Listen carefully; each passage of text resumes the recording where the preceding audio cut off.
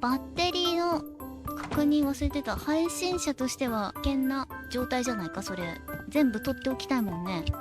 203案内板欲しい、今どこにいますよっていう。これ私チェイスできない気がする。これチェイスで1時間かかったら私今日2回に分けるから、ババアとのチェイス編とストーリー編でおトイレ外にしかないんだ。そういえばそうじゃん。あったあったあった。マジでここですんの？しかも絶対ボットンだよね。ここに水が通ってると思えないんだけど、厳しいの。するしかないか。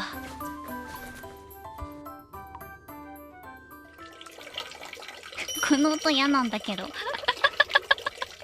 の音嫌なんだけど、ずっとなんかカタカタカタカタ言ってるね。ビー玉でしょ？ババアがビー玉で遊んでるんでしょ？